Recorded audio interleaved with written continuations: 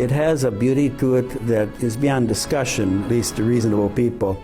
It conveys in a very strong way that it's Christ himself who is acting, making present for us his sacrifice on Calvary. There's a strong sense in the extraordinary form of the Mass of the transcendent. In other words, that heaven is meeting earth in these treasured moments of the offering of the Eucharistic sacrifice. I find in my own celebration of the extraordinary form in public Masses that many of the faithful who are participating never knew the Mass before, and they're simply attracted to it for its beauty. It's not, in the past sometimes people said, well, it's just these old-timers who are holding on to an outdated form of the Mass and they won't give it up and they need to get with the times and so forth. This clearly is not the case. There are a number of elderly people too, older people even like myself, who are attracted to the Mass. And by that I don't mean to say that I reject the ordinary form of the Mass, not at all, or the Missal of Pope Paul VI.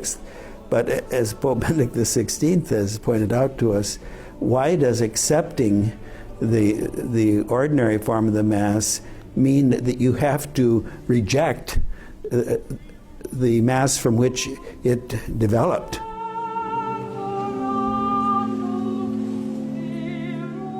There was an immediate tie-in with the synagogue, with the prayers at the foot of the altar. These were the psalms recited by the high priest as he would enter into the sanctuary. And so there was, and of course, our faith is the fulfillment of the faith of the people of God from the time of the Old Covenant. The prayers at the offertory are very rich in the 1962 Roman Missal. Those have been very much stripped down and actually changed in character in the Missal of Pope Paul VI.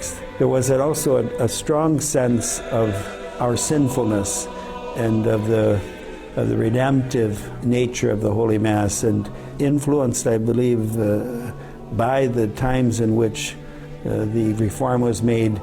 A lot of the language having to do with asking God's forgiveness and so forth was removed.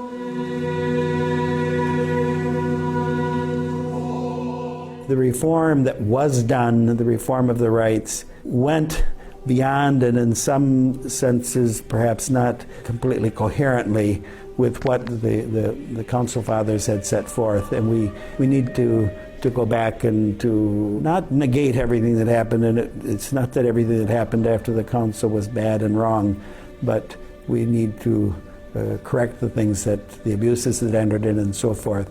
I have the hope that some of those elements, for instance, that were taken away may be reincorporated again, so that it will be more evident the organic unity of the two forms of the same rite.